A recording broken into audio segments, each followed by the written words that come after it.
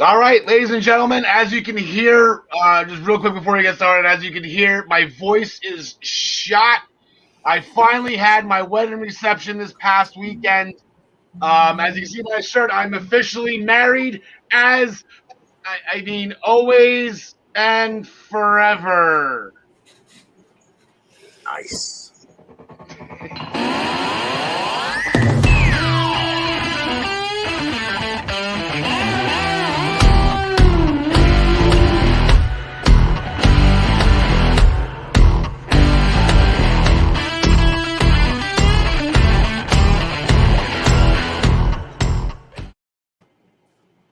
Ladies and gentlemen, this is episode 62 of the Essential Wrestling Podcast, powered by the Eastern Observer. You can taste the power, and I'm going to be drinking a lot of the power today. My voice is shot, and we have a cucking crazy episode. We have 3 shows to pick today. We have 3 points, major points on the line. WrestlingPick'em.com. So let's not waste any time. Down on the bottom part of our screen, we have the first ever Pro Wrestling Pick'em champion, the living legend, John DeConti. John, how are you today? Not bad, Al. How about yourself? I'm doing well. Thank you for sending up the Winged Eagle Championship belt with your brother for me to take a wedding picture with him. That will be on air as soon as I get it back. Came out perfectly, absolutely an amazing belt. You had some stories in pre-production about it. Maybe you and Ryan on the Daily Wrestling News Show, you can do an episode. Give yourself a little belts episode. You know, there's nothing going on today. Give you guys a little fun with that. There you go. At the wedding, actually, was Mike Veda's cousin, John Smith. Now, John, real quick before we get to the hellos with you, I know the big reason it was a huge event on Sunday, my wedding reception. We were schmoozing with the bigwigs of the Eastern Observer. There we have Joe McMahon, producer Joe McMahon, and the sheriff Tyler Adelle. Everybody was present and accounted for. Yes, great time this weekend, man. It was great to finally meet those two, and I wasn't just at the wedding; I was in the wedding, and it was one of the greatest wedding, or probably the best wedding reception that you'll ever see. So I can't wait till the video comes out so I can see it again. I can't either. I did a proposal. I played fast money for my wedding vows. It was a complete bleep show. So, if you were there, you never forgot it. And I'm sure there was bootleg copies. Somebody probably there's probably bootleg copies being sold outside in the parking lot. Today's episode, Gary Mehaffy is back with us to discuss NXT. So the fact that there's so many stuff that's in the main event, that's the first time I think I've ever headlined the headlines with Gary. Usually he's a little bit farther down the bottom. Gary's going to be us. Big match between Trent Seven and Eddie Dennis last Thursday. Ryan Joy is back with us this week. He'll be discussing the results from Ring of Honor. Best in the world. I don't think CM Punk showed up, which was a little disappointing. Not sure why they would call it that if Punk wasn't going to be there. So who knows? Maybe Ryan can chime in on that. We make our picks for this week's upcoming shows. As you can see, no stick figures this week. Like I said, Ryan Joy is back. All the statistics and the graphics on the show are always presented by MinutesToBellTime.com. And of course, our picks are sponsored by ProWrestlingPick'em.com. Play against your friends. Play against the universe. And guys, she'll like it too. We're going to main event the show. Like I said, we have a cluster bleep of shows to pick today. We have Fyter Fest Night 1. We have Slammiversary. And we have Money in the Bank. This is absolutely going to be nuts. And we actually have a very special guest in the Money in the Bank segment. She will be making her picks in her first appearance on the Essential Wrestling Podcast. Maggie McJoy has been killing it. She will be on air later in the episode. We're looking forward to have her. But we're going to curtain jerk the show with the Great American Bash in NXT. Absolutely phenomenal show last Tuesday night. Watching cover to cover, not a bad thing on it. And John DeConti, the main event was Cole O'Reilly 2. Electric Boogaloo, as you like to call it. Straight up, they professional wrestled each other this time. Yeah, I mean, these two are fantastic. They got more than enough to, they got almost 25 minutes to just put on a barn burner, and it absolutely was that. Cole was nursing his knee injury from the heel hook the week before that Samoa Joe didn't help him get out of quickly enough. But the first, 5, almost 10 minutes of this match was just the two of them beating the hell out of each other. It wasn't even so much professional wrestling early on. It was just two people who absolutely hated each other, beating the living daylights out of each other. And then eventually they would get into the fact that the two of them are amazing technicians. And, Cole mentions Kyle's wife, so Kyle loses his mind and gets a little over aggressive. That leads to him getting slammed into the ring post outside. He eventually would take a Panama Sunrise outside. Eventually, they'd get back in. Cole would miss that top rope diving knee that would lead to him taking a last shot, but he kicked out. And then he would get the Panama Sunrise once again with the last shot combo. And Adam Cole, baby, ties it up at 1-1 in this blood feud with the pinfall victory. There you go. So you're right. Now the series is at 1-1. As good as 1-1. Best 2 out of 3. It's tough to beat a guy 3 times in the same season. We all know that. So, it's 1-1. Is there going to be round 3? You know what type of match it's going to be, and hopefully nobody rolls and dislocates their ankle this time in match 3, and everyone wastes their money on it. We don't worry about that fake stuff. Yeah, you can see that whispering like, this is where I'm going to hurt myself. I saw McGregor whispering. It's terrible. John Smith, we have new women's tag team champions. This one's threw a wrench in a lot of our shows. It ruined my perfect pay-per-view. Everybody but Gary got this wrong. Yeah, I mean and we all should have known that Tegan Knox thing was going to happen during the Candice LeRae match because the cat was out of the bag on the charging battery. We all heard that Tegan had a dark match or whatever recently, and so we kind of ignored that and just all thought that the Way was going to hold on to their titles because this was put the thrown together tag team of Io and Zoe, but. You know what? Maybe Triple H did this because he wanted Io to stay.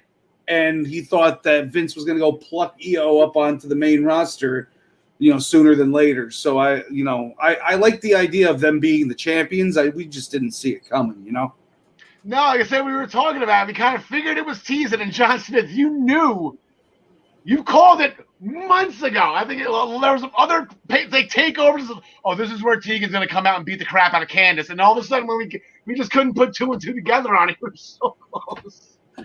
But unfortunately, this will not be the last time. And not unfortunately, but 100%. We haven't talked about her in 9 months or however long it's been.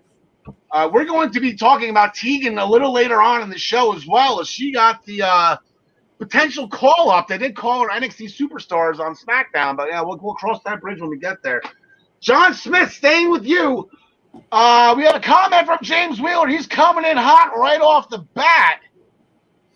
I guess LA Knight can call himself Batman right now. He's got a butler. Oh, I see what you mean there. Yeah, not a very loyal butler to say the least. But the last match I went over, we didn't see coming. This, we all knew what was happening here. LA Knight was going to keep that $1 million title, at least for now. And, it would be a much more entertaining angle with Cameron Grimes being forced to be his butler. So they had, hell of a match. It ended with a DDT on the outside where the ref couldn't see on top of the $1 million title, rolls him back in. Or no, he came in just before 10, then just got put down with LA Knight's finisher, that almost stunner looking thing that's more like a DDT going forward or whatever. But, very good match. Exactly what we expected, though. Yeah, I believe he calls it the BFT. I'm not exactly sure what that stands for. Maybe somebody can chime in on that one in YouTube land. Hot off the press right now. I just got a text. You throw him on screen and he appears. Sheriff Tyler Adelle just sent me his picks for Money in the Bank. We're good to go, boy. Yes, exactly. Here's the tease for the end of the show. Stay tuned for Tyler Adelle, the sheriff of the Houston Observer, for his picks on Money in the Bank. John DeConnie, a lot of guys were on Ciampa and Thatcher. Travis and I were not. We got that right. We stayed true. I called Grizzled Young Veteran, so I was off on my prediction. Why? But I got the points for it. I'll take it. What happened here? Yeah, you just thought that GYV was somehow going to play into this because they've had words with MSK. They absolutely hate Ciampa and Thatcher, so it was a no-brainer. They were going to get involved at some point in time here, except for the fact that they didn't. This one just went, just went straight forward, start to finish.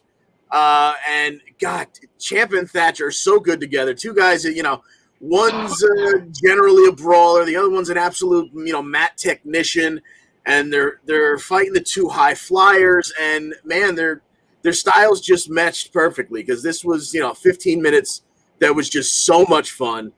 Ciampa and Thatcher in the beginning, they just, they were picking them apart. They were putting on a clinic, and of course MSK had their little bit of a comeback. But all right, I almost never complain about NXT, but I really didn't love this ending. You had the fairy tale ending, you had that powerbomb neckbreaker combo, and it all ends with two partners kind of bumping into each other, distracting each other, and the old Raw roll-up on NXT's Great American Bash. And Wesley grabbed Thatcher inside cradle, rolled him up for the 1-2-3. MSK retains. Yeah, there goes NXT ripping off Raw. I think everybody was a little let down. See, leave that on Mondays. Just leave that. It's good to see every once in a while.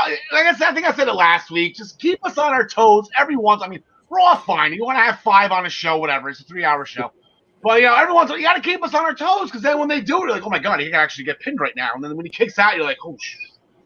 So, the Great American Bash, I don't think I would have done it. But, yeah, that's the women's match ended with a freaking roll-up, too.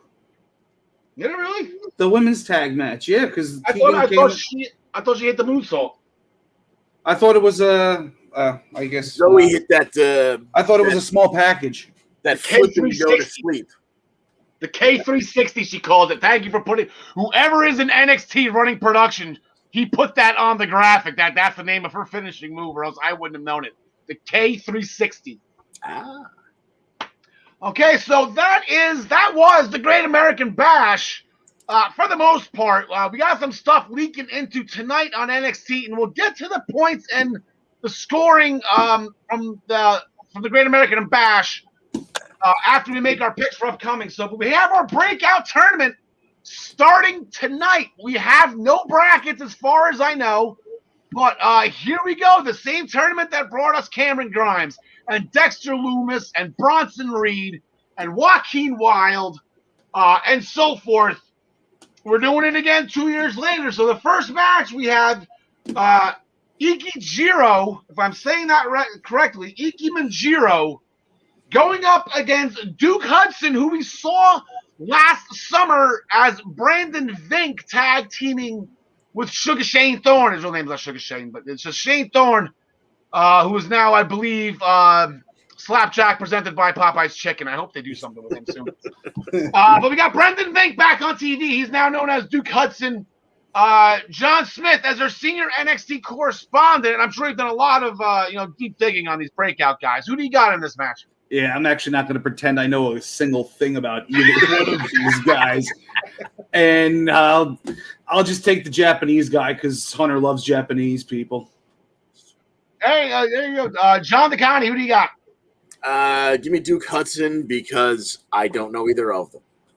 Yeah, I'm gonna go with the fact that this guy is Brandon Vink, and we do know him. We've seen him on Monday nights. We've seen him do a roll up. He's pretty good at it. I remember the episodes 1, 2, 3, somewhere in the very early stages. I was talking with Tyler. They defeated Ricochet and Cedric Alexander. Like they were almost in a 14 division. They were ranked like 2. Like they were almost in line for a tag title shot for where the champions were at that time. So, like, he's all right. So we know who he is. We don't really need him to break out in this because we already know this. So I'll go with Ike Manjiro on this one. We have Saray last week or 2 weeks ago. She went to Commissioner Regal very politely, very respectful. She asked for him after Tony Storm. Tony Storm pretty much, I guess, said no. Gigi Dolan stepped up. So that will be tonight. Saray takes on Gigi Dolan. John DeConnie. Yeah, I don't see any reason why Saray wouldn't continue her hot streak here. She came in with a lot of hype, so I assume it's going to be a while before we see her take a loss. John Smith. Yeah, I agree completely. Unless Tony Storm makes an appearance, but I think she's got the call up now, so I don't think she's going to be on this week. Yeah, that's true. And Gigi Dolan, Saray, about your damn look. And then a real big announcement last week at the Great American Bash, pretty cut and dry. Regal brought out both Karrion Kross and Johnny Gargano, said enough is enough. It's time for a change. Shot out Owen Hart. And they're going to fight. So everything goes accordingly. Samoa Joe will be the special guest referee in an NXT Championship match between Karrion Kross and Johnny Takeover, but this is not a takeover. Johnny Gargano, the leader of the way. So, John Smith, you giving Johnny a chance here? I'm giving Johnny a chance to win by disqualification. I am not giving Johnny a chance to take the title. I think maybe Samoa Joe will disqualify Karrion Kross at some point for some BS reason or something, and maybe Johnny. I'm going with Johnny, but not to win the title. Okay, so now Joe is not allowed to touch. This is Sheriff Steve Austin or Commissioner Steve Austin from way back when. Joe is not allowed to attack unless he's physically provoked. Can you see a reason why Kross could accidentally bump him? Joe puts him to sleep. Johnny covers him. John DeConnie? Yeah, I see. In fact, I kind of see something like that happening. You know, Joe's back is turned. Maybe he's dealing with Austin Theory at ringside, and Gargano shoves Kross into Joe. Joe turns around all pissed off, and maybe Kross goes 99. And then Johnny just happens to go in the cover. Are we talking new champ? You calling new champion there, John DeConnie? Like. Wow, he's got the side plate. John DeConnie got the side plates ready for Gargano today. Very, very impressive. I think James, there we go. James Wheeler, he's chiming in on something. I saw Karrion Kross. I didn't read this yet. This will lead to a rumor, man. It could. I was gonna throw that in there. That this is a really creative way to get the title off of them if they were trying to get the title off of them without making them look weak. All right, Ryan Joy chiming in. They both predicted Johnny Gargano. Him and Travis this morning on the Daily Wrestling News Show. That's bold. I mean, I know Johnny's having fun. But Johnny's irritating the crap out of him, which is absolutely hysterical. So, yes. In a face role, Johnny is still being Johnny, which is kind of funny. So I'm not going against Karrion Kross. If Johnny wins, I'll be shocked. I will. I don't think this is happening now. If it does happen now, there's no takeover plan, so I don't know what's going on. I don't know that I would have gone with Johnny if they didn't already, Tony's set to appear. They already, I think, have officially called up Knox and Shotzi. I got a feeling that, we may see Karrion as soon as maybe next week on one of the main roster shows. And that's the only reason I'm thinking Johnny's got a shot tonight, because he's just so damn entertaining. That's one way to take the belt off of him, and then they can put it on, Pete Dunne or whoever they have future plans for. All right, so that would go John Smith. I'm sorry. If they were to do that, I'd love to see Karrion Kross take somebody out at Money in the Bank and backstage and take their spot and win that briefcase right off the bat. Yeah, there's a lot of crowds now. It makes complete sense to bring now's the time. It's whatever. And you can even put him on Raw for a couple of months. Everything's going to get redrafted and reshuffled in a month anyway. So even if you put him on Raw, he's not doesn't mean he's a death sentence. So, gentlemen, real quick before we switch over to NXT UK, we're going to bring in Gary Mehaffy. Gary, top of the evening to you, pal. I'm sorry to put you and John on the screen at the same time. But there is a method to the madness. Going over the standings, the NXT standings, Gary threw up the perfect PPV. He went 4-0. He absolutely nailed it. He is now our NXT leader. Travis a little bit behind. Tyler, Tyler stuck at 33 points. And now normally if Tyler, he works nice. He does this, that, and the other. Sometimes he doesn't submit his picks. Shout out to Tyler Adelle. He submitted all 4 picks, and God bless that sweet face of his. He got all 4 of them wrong. So there we go. So, and then just going with the perfect pay-per-views. This is now Gary's second. He's now in a tie with me and John Smith for the season lead. Throwing the bashes up there along with Blood and Guts. So, Gary, I'm going to give you a quick couple seconds here. Anything you want to get off your chest? I'm just that good. I mean, I try to pretend that I don't know what I'm talking about, and every now and again, it just shows I must think more like Triple H than I do like Vince, because I can't get anything right in the main roster. But I know exactly. All right, so Gary, we're going to keep you on screen. Josh Smith and rebuttal here. No, I gotta tuck my tail between my legs on this one. I'm like 4th on the list now, and that's supposed to be my forte is NXT. All right, good deal, John and John. We will see you in a little bit. We're going to keep Gary on screen. Gary, how are things going overseas? It's raining. I wanted to do an outdoor episode. Last year after my wedding, I did an outdoor episode. It is rainy and muggy here in Jersey. It's terrible. Oh, we're the opposite. Summer has finally arrived here, so all week is to be sunny and dry. So this is the 1 week during the summer that'll happen. So okay, well, I gotta switch my notes over. Here we go. So I know Eddie Dennis really hasn't been one of your favorite people in the world. He had a pretty decent match. Trent Seven got the win with the burning hammer. Then we had a post-match attack by Symbiosis, thwarted by Tyler Bate with nunchucks. Okay, I think the nunchucks are probably the biggest story to come out of this match and everything that's going on here, Gary.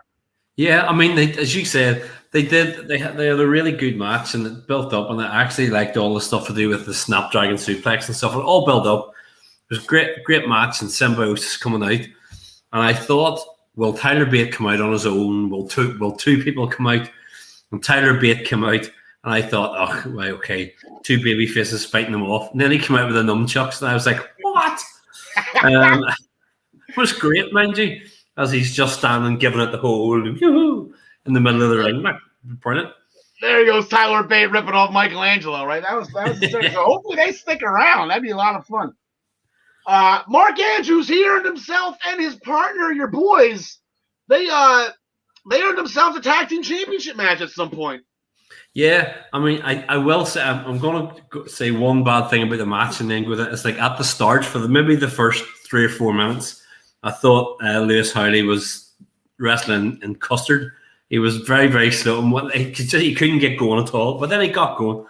And I was glad to see it, because I'm a big fan of subculture, and like Andrews and Webster for years. I've been a big supporter of, and they had a decent match with the shooting star press by Andrews for the win and stuff. So down the line, probably in a few weeks' time, we'll get their title match. All right, James Wheels chiming in about Tegan Knox. We'll get to Tegan a little later, buddy. So just relax. We'll get to that.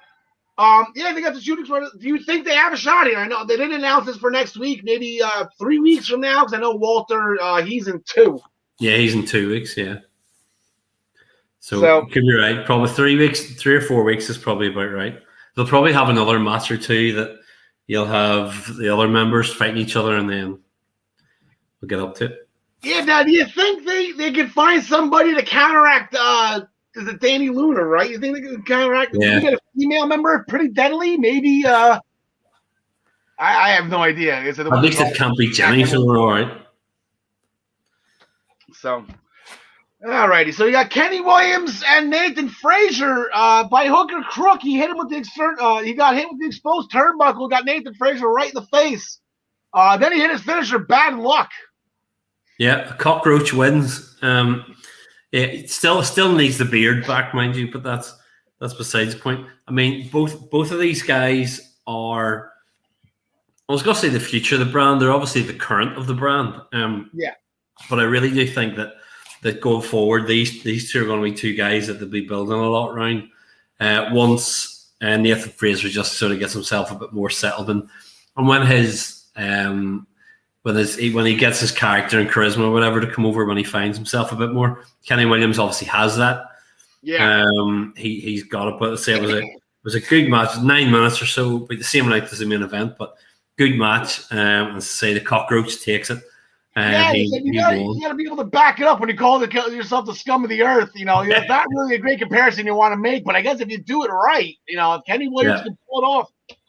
And Nathan Fraser, he's so good that like he's eating a couple L's here. He's not really getting a lot of wins. Yeah. But they're coming, so it's just a matter of time. Like, they're not going to just let Nathan Fraser. They're not going to pull him from AEW and then just let him just fizzle out into nothing, just to screw up AEW. It's almost like, say, like we've talked before, and some people have said, like what they would do in New Japan with the young boys and stuff. You have them coming through, and they're going to be somebody in a couple of years' time, but they're just kind of getting used to where they are, getting a few losses, getting a few wins, and then being built up in the fans' eyes. And I think Nathan will be the same. He just give him a little bit of time, you get a little bit of momentum behind him, and then away you go. Blair Davenport made her. There you go. She made her in-ring debut NXT UK. She beat In Action. After it was a pull-in knee strike to the face. I've written down. I don't know exactly what that was. I don't think it hurt though. But when she grabbed the mic, everyone's on notice. Yeah, it was great. I was surprised she sort of debuted, and there hadn't been any much hype about it. I know she'd had the video, and I wondered if she would. And again, it was 2 weeks in a row when she actually came out. When I saw Laura Di Matteo in the ring, I thought, I think we're getting Blair Davenport here. I think Bea Priestley's coming. And then when she came out, I was like, on my settee again. It was great. I'm so pleased to see her there. That we literally, NXT UK have the women's roster to rival anywhere in the world. At the minute, they really do. And adding her is just another layer to it. And as you say, she's put everybody on notice. And there's part of me that when John was saying about Karrion Kross at Money in the Bank and stuff, there's part of me would actually be tempted to do that, is to straight away, like within a couple of weeks, say, I'm coming, and go straight for Meiko Satomura and beats her first time out, and just have her coming in going, I'm here now, what are you going to do about it? So I would shoot her to the moon straight away. Yeah, that'd be awesome. And it's just you keep on every week you hype up NXT. I just hit my head. Everyone's talking about let's do an all women's pay-per-view. Let's do an all women's pay-per-view. Do Worlds Collide. Let Hunter do Worlds Collide with both those rosters, and it would be absolutely insane. Yeah. And that's how you would put women's wrestling on the map. You don't need Raw. You don't need SmackDown. Just give us Worlds Collide between NXT and NXT UK, and that's launched. Absolutely. Jack Starr says he's okay after his loss to Tyler Bate in that the Heritage Cup Championship match. He was approached by Dave Mastiff. Now, Dave, he was trying to be consoling, but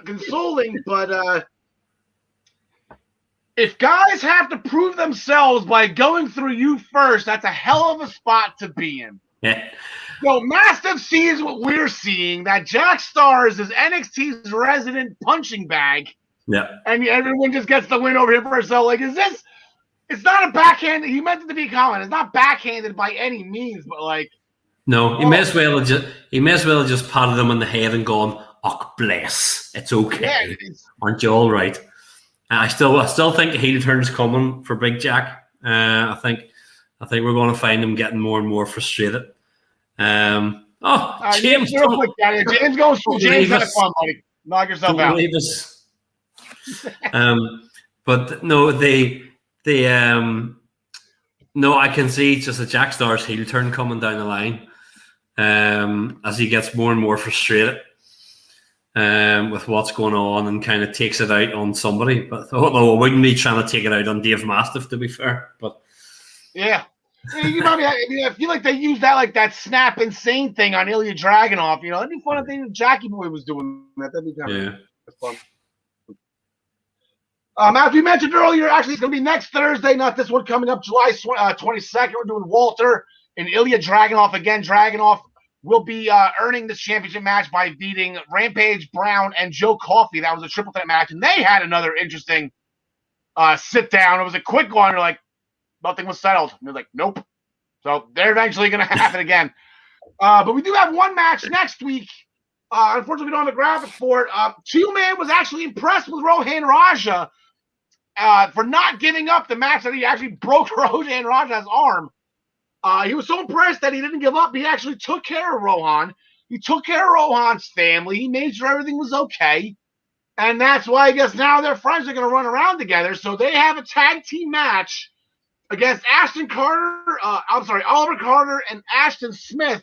And once again, Gary, you can't overlook this. Teal Man was sitting in Roman Reigns' seat. Yeah, I think there's been things said for a few weeks about Carter and Smith. Teal Man's been stirring things. And whether it happens this week or whether it happens in a week or two's time, I have a feeling that Oliver Carter is going to abandon poor Ashton Smith and side with Teal Man and Rohan Raja as he starts to make probably what he will call the family, I would assume, as he starts to build that group. But I think either this week or in a week or two's time, Oliver Carter is going to say cheerio and drop Ashton Smith. So now, is Vin Diesel ripping off Teal Man here? I see all the family memes on Facebook and everything because of the Fast and the Furious. Is Vin Diesel ripping off Teal Man? Unbelievable. That's what they see. It's because NXT UK is where it's at. Everybody in the whole world wants to watch it and go, what can I learn? What can I take from it? See? There you go. I'd rather have Teal Man on my screen than Vin Diesel. Gary, real quick before we let you go, 3 huge shows coming up. 4 points on ProWrestlingPick'em.com. We'll get into all the scoring and everything later. We have Fyter Fest, we have Slammiversary, and we have Money in the Bank. Have at anything you want to throw out there. Wild predictions, CM Punk. What do you think? For Money in the Bank, I've been watching to try and see where I think. As I say, I know I often think a little bit more like Triple H than to do Vince. I'm going Scottish on both. I'm going Drew and Nikki Ash on both. Yeah, you have to. Yeah. I'm going them for it. That's going to be my sort of big prediction. I was worried, but now that Drew's got the right sword, obviously he'll be all right. But no, I'm going there. I did think we'd go on Ricochet, to be fair, after this week's match that he had with John Morrison on Raw, which is unbelievable. I did think it would go on Ricochet. I thought that might have helped his standing with Vince, I think, that performance. But I'm going to stick with Drew, and whether he ends up doing something on Raw, because obviously he's not allowed to have a title match with Bobby Lashley if Lashley's still champion, or whether there's been rumours, obviously, about him moving to SmackDown in the draft and stuff. So whatever he does, there's something will happen. Yeah, exactly. Big Dave was talking about. Uncle Dave was talking about. But no, I think I'm gonna stick Scottish. I'm gonna go with the 2 of them. So that's my prediction. I respect that. I respect that a ton. I'm going to be, I'm betting heavy on Jersey this week as well. So I'll be with you on that one. So Gary, thank you again as always for staying up with us late night. We'll see you we have to talk about Walter and Dragunov again next week, pal. I'm excited. Can't wait. So see you then. All right, so we go from Gary Mehaffy. We're going to bring in Ryan Joy from minutestobelltime.com. Ryan, welcome home. Look at you back down in the Treasure Coast. I went so many days without talking about wrestling. It's really kind of tough to do. But I'm back, and you're not the only person who had a big weekend this past weekend.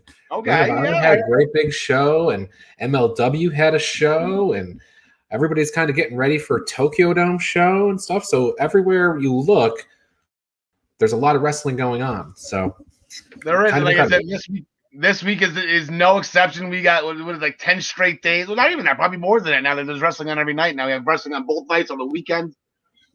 Absolutely insane. So best in the world. Travis and I previewed it last week. He did a great job filling in for you. Not great enough to the point where we're going to hire him full time yet. You still have your job. But tell us, what happened? I said I was too busy getting married. I missed it. What happened? there's a whole bunch of matches that they ended up getting on the card eventually. But the headline for the whole show is that they have a new Ring of Honor World Champion, and it kind of came out of nowhere. Bandito comes away, he gets the win, and the reason I say it came out of nowhere is because it was kind of surprising that he got the shot to begin with. And then he hasn't really been pushed that much by Ring of Honor. He was in a 6-man tag unit for a long time, and that just split up.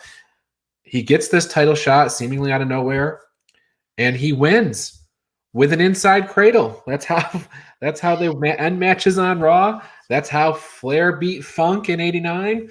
That's how Steamboat beat Savage, and that's how Bandito beat Roosh. And here's sorry to do this to you but there you go, Bandito, the new Ring of Honor World Champion. That is a pretty belt. I like that belt. Yes, they do. And Bandito was not the only person to walk away with gold. Dragon Lee defeated Tony Deppen for the ROH World Television Championship. And Chris Dickinson and Homicide won the Ring of Honor World Tag Team Championships. They beat Rhett Titus and Jonathan Gresham. Gresham earlier in the night had successfully defended the Pure Championship against Mike Bennett. So 6-man tags, they stayed put. They stayed with Shane Taylor Promotions. But up and down, pretty good card. Good deal. Jersey J. I need a Jersey J update. How'd he do? And I think EC3 had a big match as well, right? Yeah, EC3, he got a win over Flip Gordon. Brody King put down Jay Lethal. So Brody King's unit had a pretty good night. They won the tag titles. Brody King got a big win over Jay Lethal. Tony Deppen losing the TV title was kind of the downside for them for that night. But Brody King, big win over Jay Lethal. Yeah. On Saturday night in Philadelphia, though, MLW had Battle Riot. Now, that was a show that was not aired on television, wasn't streamed or anything like that. And it's main evented by a Royal Rumble-style match where the winner is going to get a shot at Jacob Fatu. And Court Bauer, owner of MLW, has said that that's going to air on BN Sports for free on July 24th at 10 p.m. So some more content. Yeah, perfect. That's coming up. That's Saturday, right? There you go. You said Saturday. There you go. Yeah. And then next week, Al, we're going to be talking about Tokyo Dome shows. We got a big Tokyo Dome show coming up at the end of July for New Japan. So that'll be next week. All right. Perfect. Awesome. You ready to get rolling? We got a bunch. We got a ton of matches. This is like my glory episode. This is like big. I'm not going to say it wasn't as big as WrestleMania week. That was insane. But this is right. This is a close second because I don't think we've ever picked 3 shows on one episode of the Essential Wrestling Podcast before. So we're going to bring back in John Smith. We're going to bring back in John DeConnie. And we're going to go with a little road rage before we get going with the picks. Just a small recap before the fun begins. Forgot I don't have a road rager picture. I think I had last week. I don't know what I did with it. John Smith. Your best friend Penta and his best friend Eddie Kingston. Close. They got the win 2 weeks ago. Yeah, pretty close. But, this was a street fight, so that everybody was getting involved in this one. And they stayed out of it for the first, 15 minutes or so. But then once Jeff did the 450 splash onto the ref and stopped him from seeing the tap out from Matt, then the Good Brothers came out, and then all hell broke loose, and the Bucks pick up the win. It was a really good match, of course, a street fight, involving these two teams. How could it not be? But yeah, we all knew they weren't winning losing those titles yet. So there you go. I believe it was they put thumbtacks in Eddie Kingston's mouth and then super kicked him. That's how that match ended. Probably eating a lot of ice cubes the last couple days. Maybe some milkshakes if it's all healed up. But I don't think that's gonna burn, right? How do you sanitize that? You put peroxide on your tongue. Ryan, we had a South Beach strap match as well. That's how we started the show. You're back in front of a live crowd. You moved on for Daly's Place. Why not put Cody up first, right? Why not let Cody be the first thing you see? Why not, right? You know, when Dynamite kicked off in DC, it was Cody Rhodes versus Sammy Guevara for the first ever Dynamite match. And then last week, or the previous week, you had Sammy Guevara closing the show to close out the pandemic era of Dynamites. And so now you have Cody Rhodes, the other half of that initial Dynamite matchup, opening the post-pandemic era. And it was Cody versus QT. I guess this seems like the blow-off of the feud. I don't feel like there's anything more definitive than Cody can do than 3 crossroads and then walking around the ring and touching each ring post for the win. So Cody Rhodes gets the win here. Yeah, so my question for you, Rod, just a matter of opinion if you have 2 seconds here. So that was, the touch the 4 corners to win. So, and sometimes the strap matches just whip the crap out of each other and get a pinfall. But this was the 4 corners, a la, old school like NWA, WCW, and I believe WWE did it when JBL beat Eddie Guerrero for the WWE Championship and started that 10-month title reign. That was a lot of fun, JBL. You're also your Savio Vega, Stone Cold Steve Austin, right? Wasn't that that one too, right? Yeah, the Caribbean strap match. My buddy Kenny P that I saw this weekend, he still thinks Savio Vega is Stone Cold's greatest rival. But so, which do you like better? Do you like just a regular strap match, or do you want to do the 4 corners and play patty cake? If you're gonna bust out the strap, then do the 4 corners. Okay, go all the way with it. You don't win a casket match by pinning the guy in the middle of the ring. So let's do the okay. Well, we'll talk about we're going to talk about. We're not going to talk about caskets though. We're going to talk about coffins. It's different because the lights are on. Yes. So after this, they did an in-ring interview with Arn Anderson, which made no sense to me whatsoever. Why? Why? Malachi Black appeared, and he spun kicked both Arn Anderson and Cody Rhodes. Now, Ryan, you cover the news. I'm assuming the 90-day no compete clause was agreed upon. They'll waive the 90-day if he keeps on selling the eye injury Buddy Murphy gave him on SmackDown or on Raw a couple of months ago. His eye's still not healed from Buddy Murphy. You bring this up, I don't care about Buddy Murphy at all. Aleister Black had a 90-day, never had a 90-day non-compete when he got promoted from the main from NXT to the main roster. They didn't update his contract, so they didn't find that out until after they fired him. So there you go. He appears on Dynamite after 30 days. Yeah, so Malachi Black is now going to be the one taking the 4 crossroads and the pinfall and not getting out of the gates properly in AEW. Kenny Omega did an in-ring interview. He was interrupted again by Evil Uno, but he was jumped by the Good Brothers, all thwarted by Hangman Page. Hangman Page will be at Fyter Fest. He will be. You will hear from him, I guess. That's the big thing. So I guess he's doing an in-ring promo. Ryan, we're gonna go back to you one last time. How was on speaking of former WWE guys? How did Andrade do? Hey, he did okay, and he was wrestling Matt Sydal, and I guess surprisingly to me, Matt Sydal was a ranked wrestler in the AEW rankings. So Andrade gets a win over a ranked wrestler, must push him up the rankings quite a bit, I would think. But it was the DDT that got him there, and then he kept going at Matt Sydal after the match. So we don't know yet what the big surprise is, though. And I was thinking the big surprise was actually going to be Aleister Black, but it doesn't seem to be a related situation at all. So we'll see what happens. Yeah, did they even mention? I kind of was watching. It's a busy week. They mentioned the surprise, or did they get cut off again? From what I saw, he just wrestled and that was done. Yeah. No discussion of the surprise. I completely agree with you. Matt Sydal being ranked, like that's almost as bad as the pro wrestling pick'em scoring system, right, John? Holy crap! That was these rankings. Well, that was the surprise that Matt Sydal was ranked. That was the surprise. In other action involving the Pinnacle and the Inner Circle, there was a 6-man tag team match that Pinnacle won after FTR hit a big rig on Jake Hager. And then there was a face-off with Jericho and MJF that ended with Jericho hitting the Judas Effect on MJF. I believe they're discussing a match.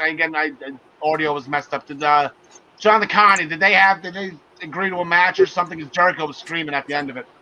Yeah, MJF said he was going to turn Jericho's plan against him, make him go through hell like he made Moxley.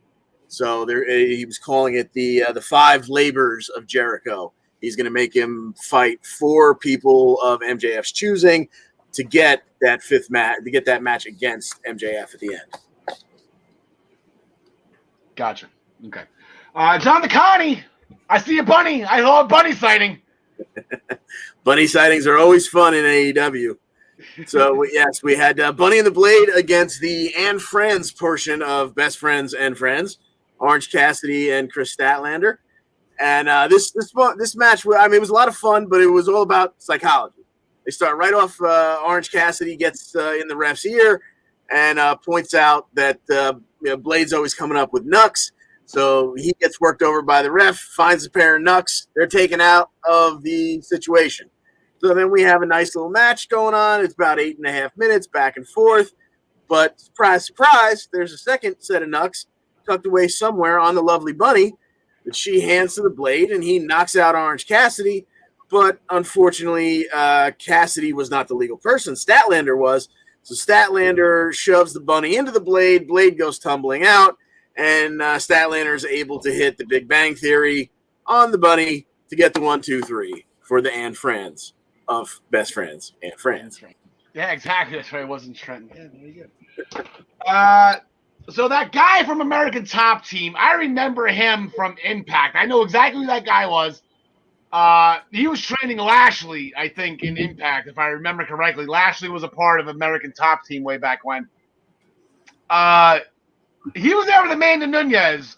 I avoid her at all costs. She could probably whip everybody in that arena's ass 3 times before she breaks a sweat.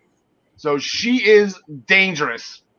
The guy from American Tag Team, and then he got dropped by Lance Archer. I was waiting for the guy from Tag Team. He was coming out. He was talking all this crap. I was waiting for him to be like, oh, well, I left tickets for Bill Buckner, but he couldn't come down to pick him up. How about it? Like, this was such a Pete Rose routine from WrestleMania 14.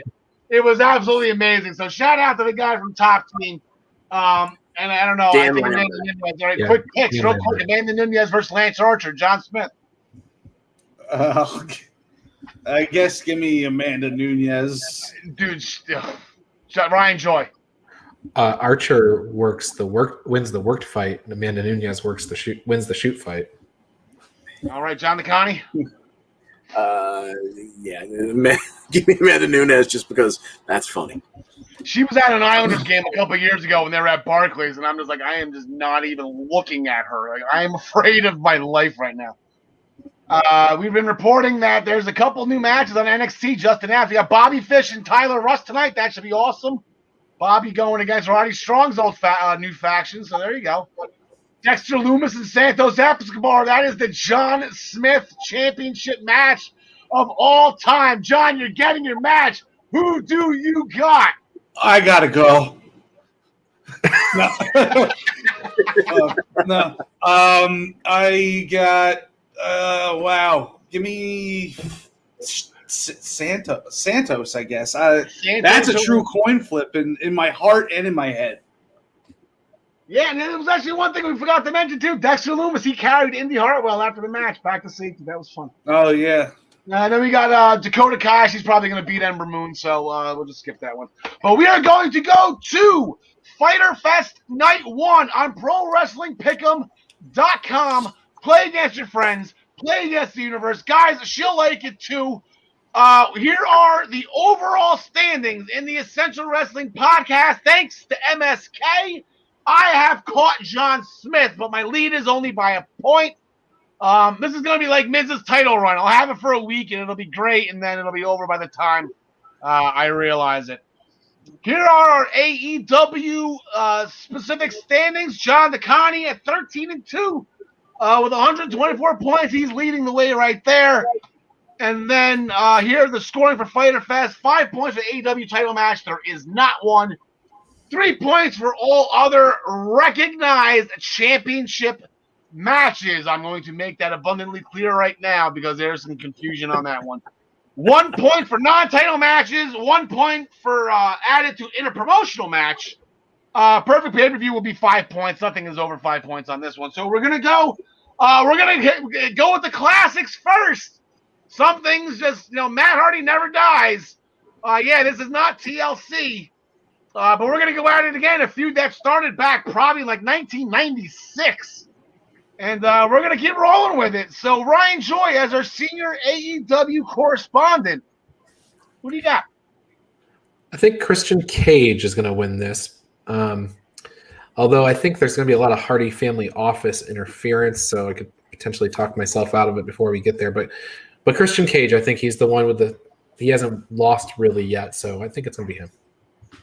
All right, you are correct. John Smith. Yeah, I like Christian Cage also. This was kind of a coin flip to me, but I think maybe somebody debuts to help out Christian when the whole Hardy compound gets involved. I think that would be a nice little twist. That could be like the opening match, Yeah, because that's what AEW needs, more wrestlers. John DeConnie. If you told me this match was a one-off for sure, I'd go with Christian Cage, but I think if they're going to let these two go at it maybe a couple of times, that Cage will win the rubber match, but I think Matt Hardy will do something with the Hardy family office getting involved and whatnot, and he'll pull this one out. You just lost your perfect pay-per-view. There you go. Anyway, Christian Cage, no, he's a future AEW World Champion. He's eventually going to beat Kenny Omega. He owned Matt Hardy. Edge and Christian has owned the Hardys for over 25 years now. Nothing is going to change in 2021. Outwork everyone. The map you don't have the graphic for, but we actually have Penelope Ford going against a returning Yuka Sakazaki, John DeConnie. Yeah, give me Yuka Sakazaki in this one. I don't think she's coming all the way over here just to lose, right? So, sorry, Penelope Ford. You look better and better every time you perform, but I don't think you're getting the win here. Yeah, that's it. I completely agree with every sentiment of what you just said. John Smith. Yeah, make that 3. Yuka Sakazaki. Brian Joy. Yeah, Yuka Sakazaki has a win over Britt Baker right here on my wall. And I feel like she's going to defeat Penelope Ford so that she can eventually get a shot against Britt Baker. Okay, I'm going with Yuka Sakazaki as well. As I mentioned, I agree with everything John DeConnie says. Okay, we have not a coffin match. Not a casket match, but we have a coffin match.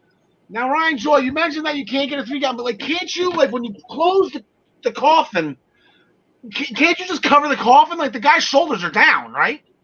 You could, but the match is already over as soon as the lid closes. Well, I'm just saying, you say there's 2 ways to do a strap match. There's be 2 ways to do a coffin match. But then again, this isn't a casket match. Maybe there's our rules. Maybe you have to cover the coffin on this one. Maybe you have to nail it closed. I don't know. Maybe Taker did with Kamala, right? He had to nail it closed after he put the lid on. Very. You are a historian, my friend. So Ethan Page and Darby Allin is a lot more personal, I guess, than we originally thought. Apparently, there's a history between these two pre-AEW, according to the interviews and promos that they did this past week. So, John Smith, who do you have? Oh, I gotta put the graphic. I apologize. Who do you have in the coffin match? I got the Golden Boy Darby winning this one. All right, John DeConnie. Yeah, I have to agree. It seems like it's, even though Ethan Page, I think, was the one who originally brought it up, I feel like a gimmick match like this is kind of be Darby Allin's it's Darby Allin, so Allin's going to win. Yeah, Ethan Page wants to be the one that buries Darby Allin in his career. Ryan, I believe we talked off screen a while ago about this. If I'm Scorpio Sky, I'm pissed off. I've been there longer. I'm doing this. All of a sudden, Ethan Page is getting this match against Darby Allin. If you're Scorpio Sky, are you pissed? Well, that's the thing here. I think that Darby's going to win this match, and it'll set up a Scorpio Sky match. I think Darby wins the battle against Ethan Page, but there are some circumstances where Ethan Page could win. Here they are. If this somehow gets turned into a tag match, Ethan Page is going to win this match. If he comes out as the Karate Man, he wins this match. Oh, easily, yeah. Barring those 2 circumstances, Darby Allin wins the match, and he probably goes on to face Scorpio Sky later, maybe at the pay-per-view. Yeah, that's potential too. They said if Scorpio Sky, like, all right, if you're gonna do all this, like, you at least gotta give me Sting. You know, at least let childhood, Scorpio Sky, live out a fantasy here. Yeah, I'm gonna go Darby Allin as well. This just doesn't. No What's your reason for fantasy with Scorpio Sky? What's that? What did you say about your fantasy with Scorpio Sky? No, Stings. No, Scorpios is with Stings. Oh, Everybody has a fantasy with Sting except me. I'm okay. I'm good. Okay. I'm good with Sting. I like the police. Ricky Starks. This match intrigues the hell out of me. I'm loving all of this. Ricky Starks had some words about Brian Cage and his wife that even Taz didn't approve of. So Ricky Starks has crossed the line here, boys. So the FTW Championship is on the line. This is not a professional wrestling sanctioned organization champion. This is Taz. That's fine. They can fight over Taz's championship. This is only a 1-point match. So we have Brian Cage, we have Ricky Starks, Team Taz. The plan is let these two duke it out, and then everything will be hunky-dory at the end, John DeConnie. Is that what's going to happen?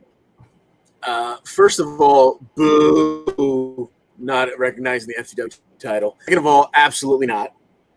It's not my decision to recognize it. It's Tony Khan's decision to recognize it. I have nothing to do with it.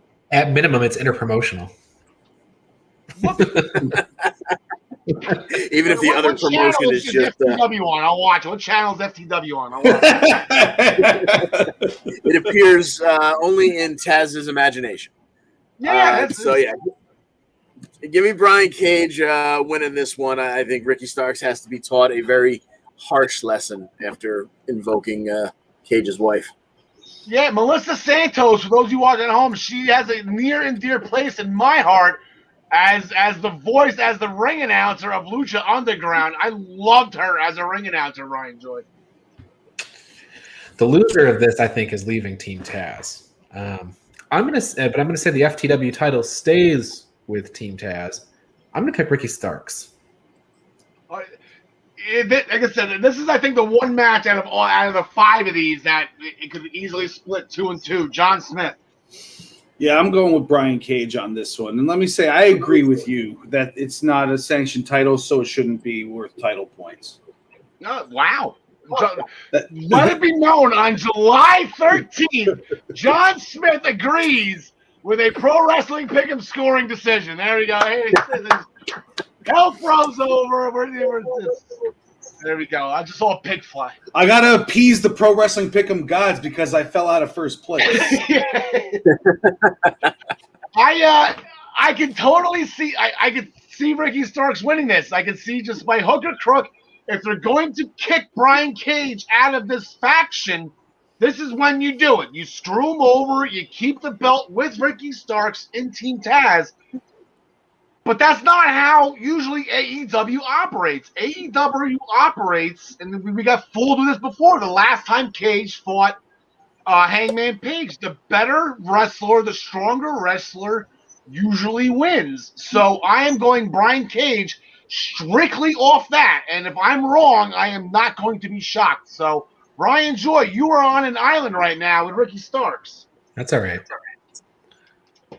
But a title that is recognized by a professional wrestling promotion is the IWGP United States Championship, where the current belt holder is Jon Moxley, an AEW wrestler, will be challenged by Karl Anderson, an Impact wrestler, for a New Japan Championship. So we are all over the world. This is just Forbidden Door in its glory, Ryan Joy, right? It is. How many points you got this one worth? 3. Did you give it an interpromotional bonus? Oh, yeah, 4. Sorry, 4. Okay, just checking. Okay, so I will look it up right now, and I will change it if I did, but I'm pretty sure it's down to 4.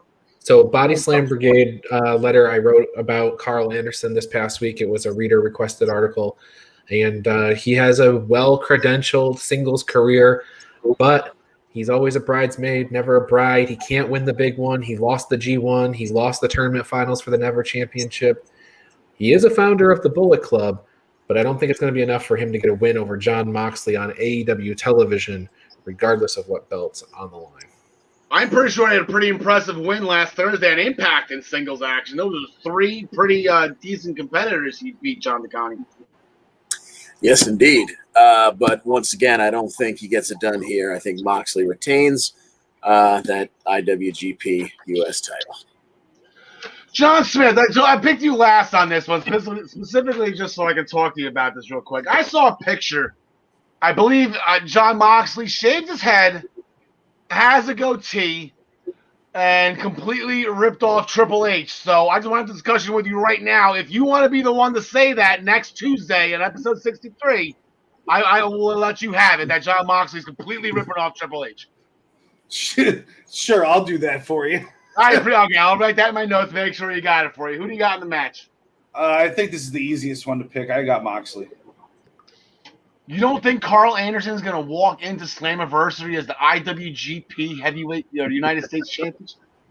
Dude, the Good Brothers have taken the short end of the stick. This whole, Bullet Club reunited thing. They just lose and lose when it matters. But it's not the Good Brothers. It's just Karl Anderson. he's the one that's always getting pinned. Yeah, exactly. Doc Gallows is fine. He's enjoying. He's got the wild outfits and the earrings and everything. His name is Sex Ferguson. All right. Sex Ferguson. Did you know that he was Festus? I did not know that. 3 people told me that today. Actually, I was on the train, a random train in New York City. 3 people came up to me. You know, Festus is Luke Gallows. So that will do it for Fyter Fest Night 1. I do believe we have a couple of matches signed for Night 2. I know Britt Baker and Nyla Rose is Night 2. Not exactly sure what else is signed, but we will cross that bridge when we get there.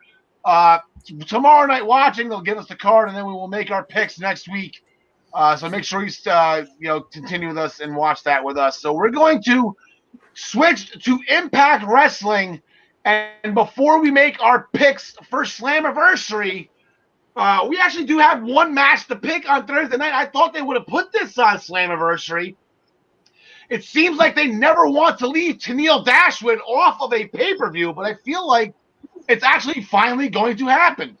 Because this Thursday is actually going to be Tennille Dashwood and Caleb with a K. They're going to be going against Jordan Grace and Rachel Ellering after Jazz.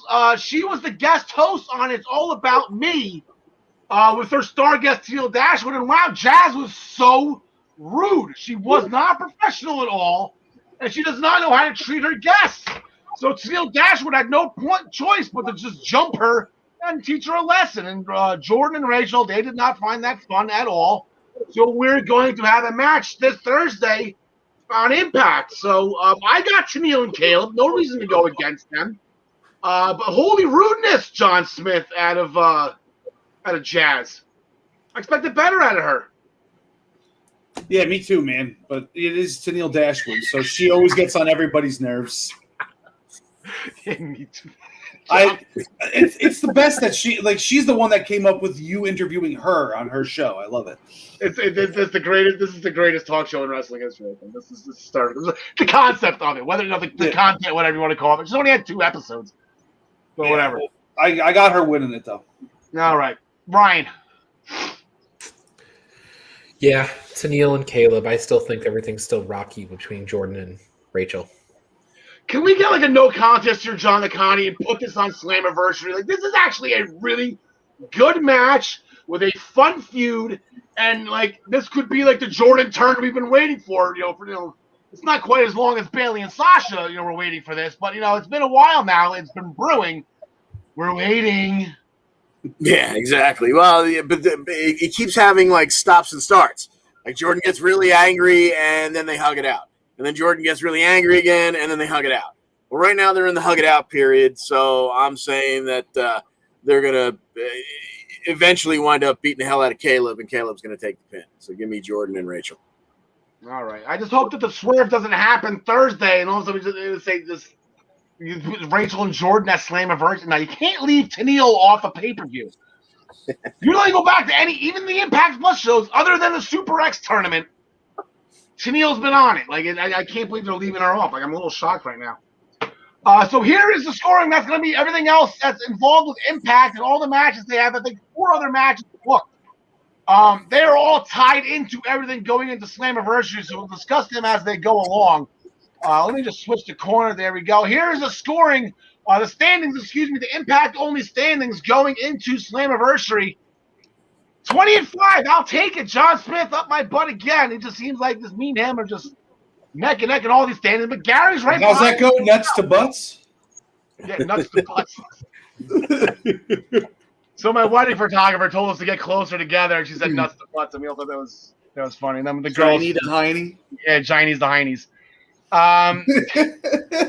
John DeConnie, 84, Travis, 83. It's a big event. It is their anniversary show. Slammiversary's been around for a very long time now. We're tripling the points. It's one of their big shows. 15 points for the Impact title, 9 for all other title matches, 3 for the non-title matches. Anything interpromotional will get 3 points added, which is the Impact Championship match. Kenny Omega does not work there, so that match will be 18 points. Thus, the perfect pay-per-view will be worth 18 points.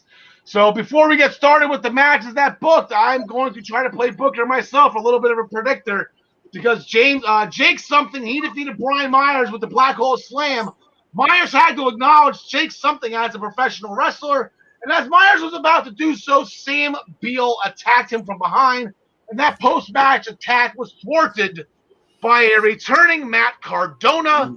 So we can go 2 ways with this one, John DeConnie. We can have a tag team match. It seems like that's the simplest answer between Matt Cardona and Jake something against Brian Myers and Sam Beal. Or I believe it was an orbital bone injury that Matt Cardona suffered at the hands of Brian Myers, who also has an eye injury. Do we do eye for an eye? Stop it. Just stop. No eye for an eye, please. No eye for an eye. So you want the tag team match? Let's pick the tag team match then. So it has not been booked yet, but you know what? This is Slammiversary worthy. So if it happens, it'll be worth 3 points. Jake something, Matt Cardona versus Brian Myers and his apprentice Sam Beal, John DeConnie. Yeah, I would say the returning Cardona will get the pin. It'll probably be on Sam Beal, but give me Jake and Cardona. Yeah, Radio Silence, right? That's the name of it. Ryan Joy, would be fun if Sam Beal gets the win here. Everyone's kind of, I don't want to say he's Brandon Cutler. I mean, he's taking notes. He's working hard. He's trying, but it's almost too obvious that he's everything. Can he get the win? It's a big show. It'll last forever. They're going to sell DVDs and Blu-rays and everything. I can't even believe that your big argument for adding this match, you're arguing to add a Sam Beal match to their big pay-per-view. They have 7 books. You need 2 more. They always do 9. Okay, Sam Beal takes the loss here. It would be great. It would be career-making. Yeah. But no. All those notes, all that studying, the training John Smith for Sam Beal to get the win. And then when he does Brian Myers get pissed and turn on him? You can do so much with this. Yeah, that's not Impact, though. Impact's going to Impact. Jake something's been getting quite the push, so I think that he comes out with the victory there. That's the answer I was going to circle back to. I think Jake something. He's jacked. You couldn't really see that when he was a Diener. I don't think was he wearing the Speedos? I don't remember, but he is just freaking. Vince needs to change his name to just something. It's just going to be something. Okay, so W. Morrissey, he defeated 3 inactions. That was impressive. 3 inactions, stacked them up like a pile of flapjacks for the win. He's got Eddie Edwards at Slammiversary, John Smith. Yeah, give me Morrissey. He's on a beeline for that world title shot at some point, whether it's Kenny or somebody else, but I don't think he's losing until he loses a title match. Now that my Samoa Joe theory is gone, I kind of, unless somebody comes in from these 90-day no-compete clauses, maybe W. Morrissey is going to be the one that takes it from Kenny Omega, Ryan Joy. I still got Moose for that. I still feel like they're going to circle around for Moose. Now John Smith is doing it too. But Morrissey is going to win this one, I think. Can't All teach right. that. John DeConnie? Yeah, I've got W. Morrissey beating Eddie in this one. Yeah, unfortunately, so do I. I just Cass just looks so huge in an Impact ring. He just looks absolutely ridiculously big. I'm not even talking about Jack, man. I know he's worked out, but he's just how much taller he is than his head hits the ceiling. So Swinger's Palace was closed because Swinger had some important business to take care of. Chris Sabin still said the place ruled, so that was still fun. Moose jumped him from behind, so they'll go at it at Slammiversary. But the more important story here is that Swingerella number 2's cat had surgery recently, so we all here at the Eastern Observer wish that brave little kitty a speedy recovery. Moose has Hernandez on Thursday night as a tune-up for Sabin on Saturday. Ryan Joy, who do you got? Moose. I think, like I said just a couple seconds ago, I think Moose is the guy. Moose is the guy for Impact, and until he gets another round with Omega, I don't think he's losing. John Smith, so are we saying here that Moose re-signed his contract from what I heard? I've been busy. I didn't hear Ryan. Ryan Joy was off for a week. I didn't hear him sort through the whatever he sorts through. So Moose is back, and if he gets him on home turf, like in an Impact ring, is that when that's going to happen? You think? Yeah, I mean, I still don't see Kenny losing any of his belts cleanly, except for maybe the AEW one. Okay. So you got Moose over Sabin? Oh, of course. Okay. John DeConnie? Yep, I got to go with that as well. Moose over Sabin. All right. Hopefully Swingers Palace will be back open in business on Thursday. Rosemary and Havoc, they defeated, I wrote that one wrong. They defeated Kimberly and Susan to be able to challenge for the Impact Knockouts Tag Team Championships. This Thursday, we'll get a preview of it as Havoc takes on Tasha Steelz, and then we get the Tag Team Championship match at Slammiversary. This will be the first time in a very long time that the Women's Knockouts Tag Team Championships will be defended at Slammiversary. John DeConnie, who do you got in this one? I like a title change here. I'd like Rosemary and Havoc to take those Knockouts Tag Team titles. I don't. John Smith? Yeah, this one's tough because it is like their big show, and Rosemary's like their guy. He's like she's the Randy Orton of Impact. Like, she's just been there forever. She always wins. It's tough. Yeah, I'm gonna go with her. All right, Rosemary, new tag team champion. All right, Ryan. Yeah, I feel like I'm on an island right now, Ryan, because I'm not betting against Jersey. So I think that there is a tag title change here, but I think it's going to be some Scotty D'Amore special when he adds the Iconics to the match, and that's what we get. But I think Kira and Tasha would get past Havoc and Rosemary, so I'm going to make that pick. But a little outside prediction that maybe the Iconics get added. Yeah, they're not. We're going to talk about this at the end. We were talking about the first set of 90-day no-compete clauses are done at the end of this week, I think. This is just what they did last year at Slammiversary when they brought back Eric Young, and then they brought back, I think it was just Eric Young, actually, at that time being. But, the vignettes of Rusev and everybody. You think maybe, it would be a situation, I don't think inserting them into a match, but I can see Fire and Flava winning, talking trash in the ring, or talking trash to Scott D'Amore, because they always talk trash for whatever reason. They have to find Scott D'Amore every time they win, and that's when the Iconics will come out, and that was fine. So I would like to see that. That would actually be really good. I can see that happening. But I guess another story that stems off of this, after the loss in the number one contenders match, Kimberly, she's going to Plan B. She's going to the final straw. She recruited Father James Mitchell to bring Sue Young back. So it looks like that was the last time we saw Susan. John DeConnie, your fondest Susan memory. My finest Susan Mary. I think it was in her second match where she actually kind of pulled the referee aside and asked to speak to his manager. That I saw it coming. I knew it was going to come eventually, but when she actually did it, I almost fell out of my chair laughing. John Smith, anything stick out? I liked it when she told Deanna Purrazzo. I'm going to try to keep using that too. Professional wrestle me. I liked when she accused one of the other ladies of sexual harassment because she pushed her in the chest. Yeah. Yeah, she touched me inappropriate. Ryan, Joey, anything that Susan, fond memory of Susan? Yes. Scott D'Amore saying something, Susan walking in, demanding a match, Scott D'Amore essentially giving it to her, and Susan saying, I guess that'll do. Something to that effect. I guess unless I missed it, they didn't really do anything with the X Division guys this past Thursday. This Thursday coming up as a preview for Ultimate X, we have an 8-man tag team match where you got Josh Alexander, Trey Miguel, Chris Bay. They're going to be teaming with Petey Williams as they go against Ace Austin, Rohit Raju, Madman Fulton, and Mahibala Shira. All leading to Ultimate X. Those same 68 guys. Petey Williams not pictured here. Madman Fulton and Shira will not be in Ultimate X.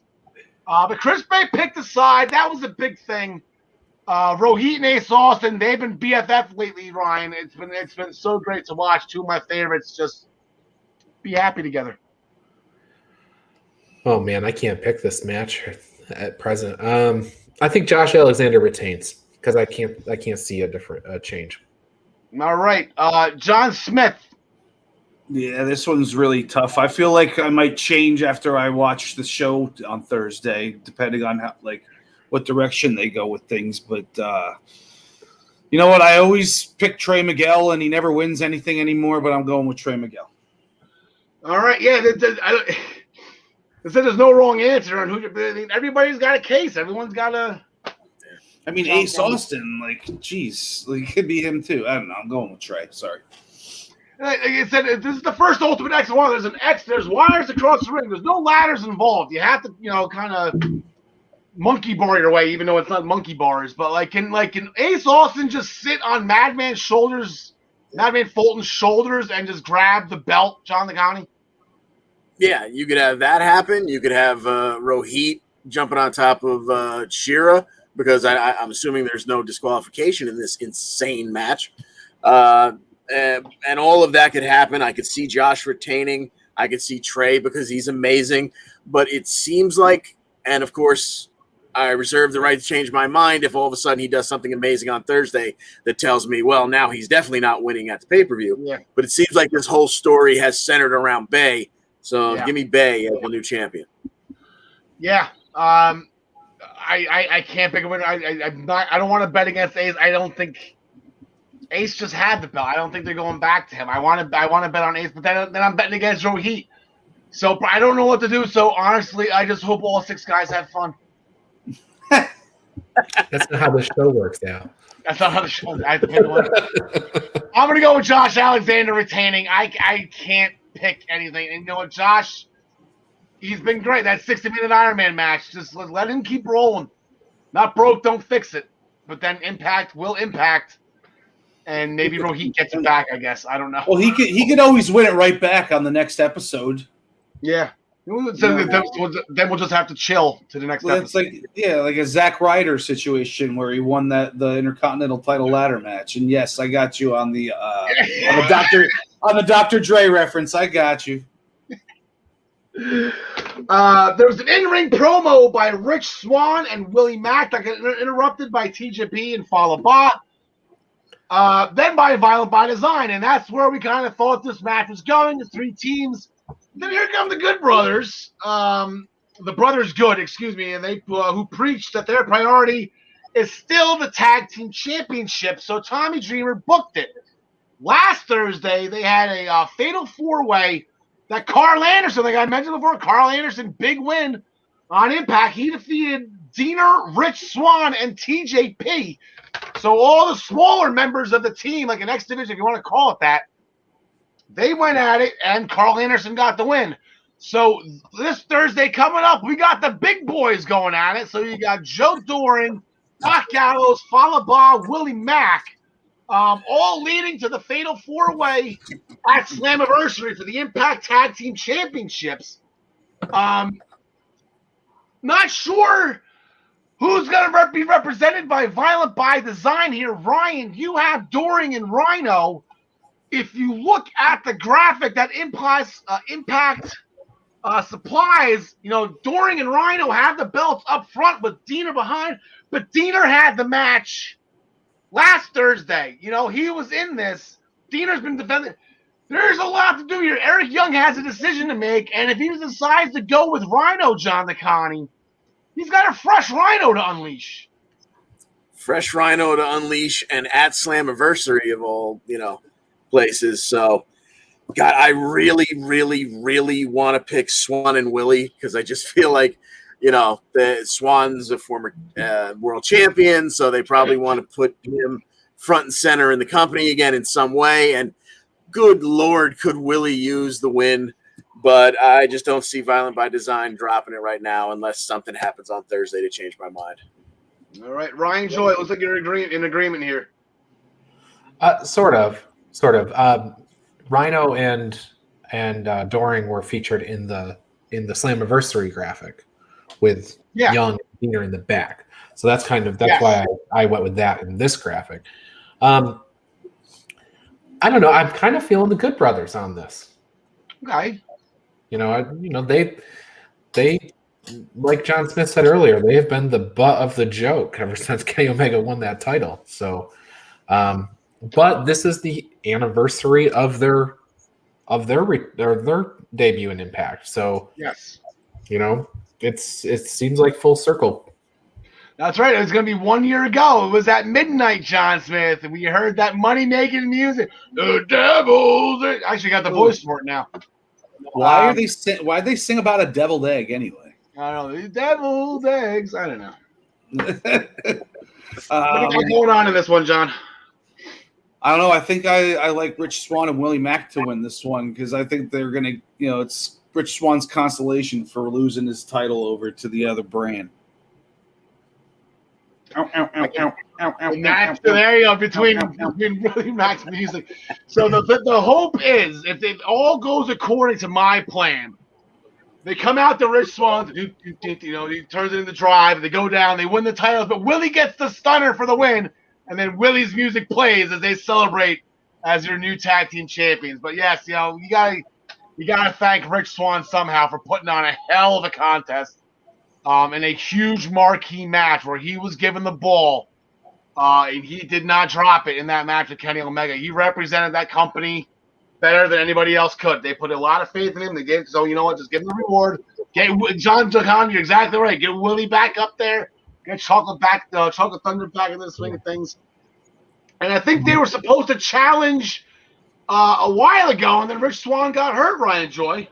Yeah, that was way back before the pandemic. The early part of 2020, January is when Rich Swann got hurt.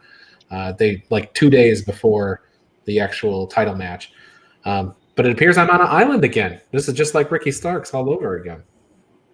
Yeah, but no, John DeConnie didn't pick Mac, and he went with the tag for title. Okay, we're split. So all this means it's like Hawaii.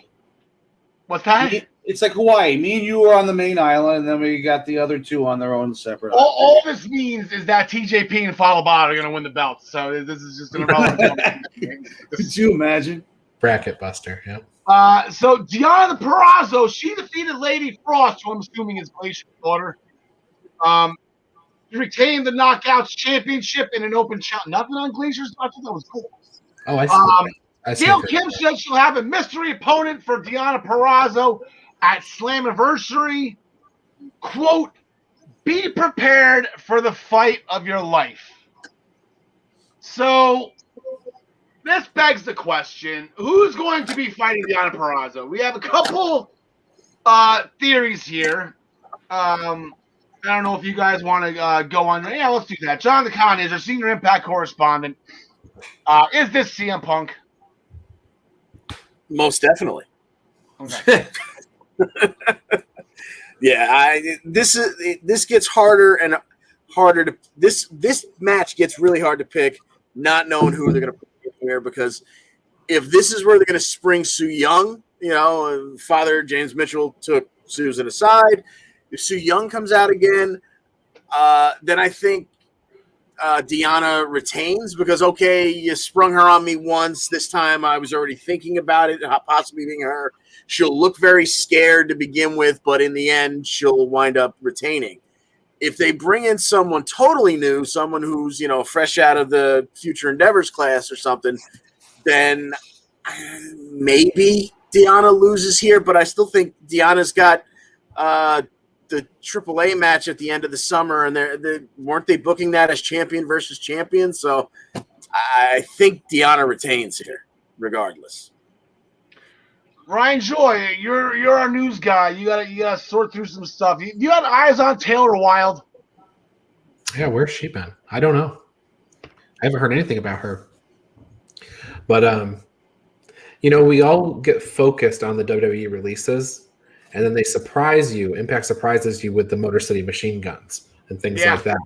Sure. So I'm sitting here. Who are the monsters of women's wrestling that maybe are available? I'm thinking about Aja Kong, Awesome Kong, maybe somebody like that. I think Deanna's losing here. And I know that's going to upset the Jersey faithful, but I think she's losing here. All right. Is Travis doing anything next week? John Smith. does she not? Does she not get to find out who the opponent is until that night? Yeah, no idea. I guess I guess they could just ruin it and give it to us on Thursday, but I would wait for it, especially that be prepared for the fight of your life. And we talked about it in pre-production, John Smith. Ryan told Chelsea Green is in Ring of Honor right now, but Laurel Van Ness, that crazy bride, and that they're best friends, so that would be a fight of her life. That if you get the fight, Sami Zayn and Kevin Owens, wow. Sami Zayn, Kevin Owens, Seth Rollins, Cesaro, these feuds between best friends, Edge and Christian, they're brothers, right? Yeah. So you get Laurel Van Ness back here. I don't know. I got Deanna winning. I think she's been the MVP for the past year, so I think they're gonna let her keep the title at Slammiversary. That is correct, John Smith. The mystery opponent is irrelevant because Deanna Purrazzo is just going to retain anyway, even if it's CM Punk.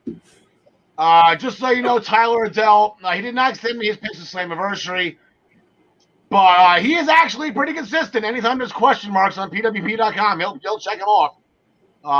So if anyone's want to go on the Tyler Adelle bandwagon with the question marks. Point of note, last week, the week before, the Impact in 60, the 1 hour that follows the Impact on Thursday night, was on the hot mess, Laurel Van Ness. Nice. Jilted bride. Who jilted her? It was the Blade, right? It was what was his name? Braxton Sutter or something like that. Braxton Sutton, something like that. Not anyway. The sheriff's department approached Sami Callihan during a backstage interview, which sounds to me like it's a regular occurrence because Sami said, "I did nothing this time," and he said it twice. So I think this is a regular thing where Sami Callihan gets approached by police. He was taken away for assault and battery on Don Callis. Well played by Don, trying to get out of the contract signing. Didn't work. Turns out it was Kenny Omega dressed as Sami on the attack. Cue Sami Zayn's intro, John the County. Sami Callihan, sorry. Yeah, there comes Sami. It's a good thing he's got these telepathic powers to get out of the jail cell into the ring for the contract signing. He came in swinging a baseball bat, eventually signed the contract, did a package pile driver on Kenny, and then powerbombed him through the table. Who's got the balls right now? Who wants Callihan in this match? I don't.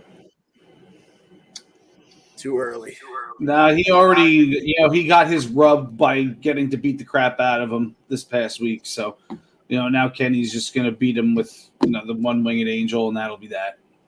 I just got to text from Tyler Bell to never bet against the question marks. So Tyler's in on the question marks again for this show.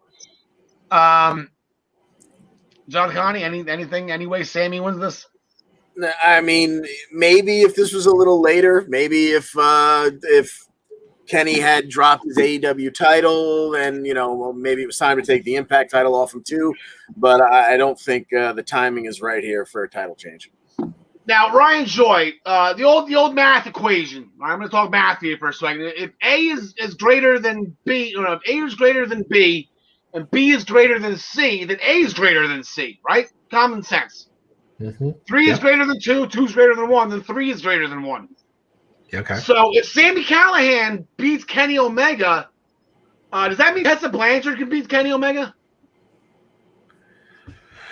I guess we could play that out, couldn't we? There you go.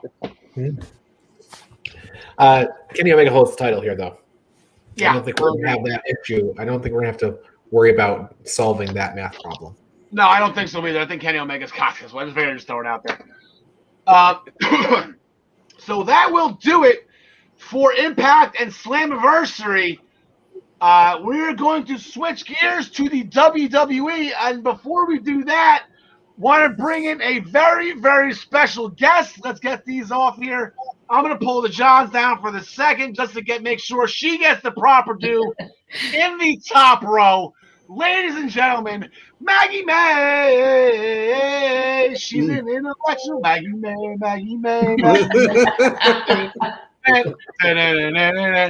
right, Maggie May Joy, welcome to the Essential Wrestling Podcast. How are things going today? We're so glad to have you on. Yeah, thanks for having me. Things are great. All right, and the reason why, as I'm sure I've been bugging Ryan and making sure for weeks now that you were on for this, because in my private pool on ProWrestlingPick'em.com, you had predicted Backlash correctly, and you had predicted Hell in a Cell correctly. You are 12. I forget the number is 12-0, 13-0, whatever it is. You have not lost yet, so we are going to give you your proper due. Let you speak your mind. And to tell you the truth, I want to hear your theories on this. I think this is how you end my streak here, Al. Well, in that case, we won't have you on anymore. I know there's a couple bucks on the line in my pool, so we'll leave you off screen if that's the case. Here are our standings minus Maggie May going into it because it's not fun. Yeah, 12 matches. She's 12-0. John Smith 11-1 with 48. I went perfect on Hell in a Cell, so I got back in the race of things. And here are the scorings for Money in the Bank. 5 points for the WWE and Universal Championship matches, 3 points for all other matches, 1 point for the non-title matches. So that's standard scoring. But the Money in the Bank matches themselves will be worth 15 points. So that is the perfect pay-per-view bonus. And now the Money in the Bank cash-in wager is live. We will get to that at the very, very end. Real quick recap from Raw that was not Money in the Bank related. Let's get this up here. Excuse me, I'm running out of time here. Sheamus defeated Humberto Carrillo quickly after a brogue kick. A pre-match attack by Sheamus did Carrillo in. Post-match attack on Carrillo was thwarted by Damian Priest. So look for that going forward. And your weekly Eva Marie update. The Alexa's Playground is just not up to par. Not to her liking. It's gross. It's disgusting. I completely agree, Eva. She just flat out bounced. And that's how we ended that. On SmackDown, we had a little bit of a different story here, as we discussed that Tegan Nox and Shotzi Blackheart, they surprise tag team. They came out, they defeated Natalya and Tamina after a bull pit senton by Shotzi on Natalya. And I'll tell you what, if you watch that, Tegan Nox's shocked face, on par. Like she was never injured. It's right back on screen. Maggie May, real quick, your thoughts on Shotzi and Nox, I guess, are going to be called on the main roster, getting called up. Yeah, I mean, I'm excited to see them on the main roster. Hopefully they get used in the right context here, but they've done a lot of really good stuff in NXT. I think Shotzi is got the character and the personality that I think the main roster needs right now from the women's division for sure. She's got that different look that Vince hopefully will fall in love with and work out for her. And we had an unfortunate injury. So on behalf of the Essential Wrestling Podcast, I would like to apologize to Bayley for being injured. She was training hard to get back her SmackDown Women's title for us. So she's right. This one's on us. It is our fault. So Bayley, we are sorry. Please get well soon, and more importantly, please forgive us. So Bayley is out at Money in the Bank. The SmackDown Women's title match as a whole is out at Money in the Bank. They are going to give this one to the live crowd. So Friday night, when SmackDown hits the road, Carmella will be challenging Bianca Belair for the SmackDown Women's Championship. Maggie May Joy, who do you got in this one? The strongest, the fastest, the toughest, the EST for sure. Hands down. Do you have a ponytail to whip around when you say that? Yeah, that. I do not, but I wish I did. Okay, Ryan Joy, who do you got in this one? Yeah, I will agree. I don't think there's any chance that Carmella is going to win this match, considering she hasn't won hardly any matches all year yet. So, John DeConnie. Yes, I have to concur. Bianca's not dropping that title this week. All right, John Smith. Give me Carmella. No, just kidding. I got Bianca. Did anybody? Okay, if Bayley did not get injured, did anybody have Bayley on Sunday? I hadn't thought about it yet. All right. No, not in the I Quit match. Not in an I Quit match. No, I think she's a coward enough. Her character is cowardly enough where she can quit. Yeah, but when you bring out like a butcher knife and you put her hair on a chopping block, you better say I quit, right? Like that's or somebody could. That would have been gone. Well, it's clearly a weave. Yeah, she could just add another 10 pounds of yarn to it another time. There's a 0% chance that's her real hair. John Smith, do not break Al Carl's heart. Santa Claus is real. Tooth Fairy's real. All right, let's get into Money in the Bank. Let's get to the matches that are worth the points here. SmackDown started with Roman Reigns, Jimmy, and Jey Uso all on the same page and a nice little family hug at the end, something I did a lot of this weekend. Edge called out Roman. They brawled. The Mysterios returned. They got into it with the Usos, so that rivalry is reigniting. We have the Universal Championship match. I guess somewhat of a rematch in WrestleMania. Any chance Daniel Bryan gets involved in this, John Smith? I didn't even think of that, but no, I don't think so. I think there's more of a chance that Brock Lesnar gets involved than Daniel Bryan, but I'm not calling that shot or anything. I got no, not Kenny Omega getting involved either. I got Roman retaining. I don't think Edge wins this one though. All right, John DeConnie. Yeah, I'm with John Smith on this one. I think Roman retains. Ryan Joy. I don't see a scenario where Edge wins this match. I can't even think of one. I can think of one. We'll talk about it later. I'm going to go with Roman as well. I'm not saying it's going to happen, but I'm definitely not. No, Maggie May, unfortunately, what I'm going to be doing here, I am a very chivalrous person. I always open the door for my wife. Unfortunately, because we're probably going to piggyback off your picks if you go first. So we're pretty much going to play a game here. We're all going to make our picks, and then we're all going to cheer if we agree with you. So Maggie May, who is going to win this match? I've got Roman as well. Yeah! Boys, here we go. On Raw, Rhea Ripley defeated Natalya with the Riptide. Charlotte with the post-match attack on Rhea's leg. The figure four, she did hanging off the side of the apron, a la what Bret Hart used to do with the ring post. These guys have been going after each other's knees, chop block after chop block, Ryan Joy. Who do you got in this one? Not to mention, I'm sorry, before we say, this is like, so WrestleMania was, so Backlash, this is match 3 in their series, correct? Is that all? Yeah. At pay-per-views, 3 consecutive pay-per-views. Yeah, they had Backlash, they had Hell in a Cell, and now. Feels like they've been wrestling for nonstop. Fight forever.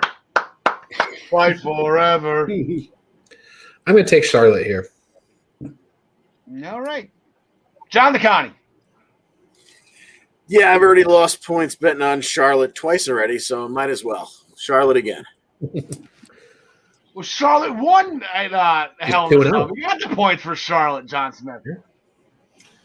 Yeah, well, I got Charlotte winning this one because mostly because Rhea came out the strongest, came out looking the strongest on Raw. So that's usually how they go.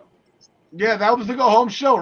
Charlotte got the thing in the chop block in and the figure four. So I'm going to go Charlotte Flair as well. I was thinking she was going to win the belt at Hell in a Cell. Now they're just going to delay it. Might as well. Maybe she wins by count out this time when they fight again at SummerSlam. I don't know. Maggie May, we're all on Charlotte. So where are we right? Are we wrong? What's going on?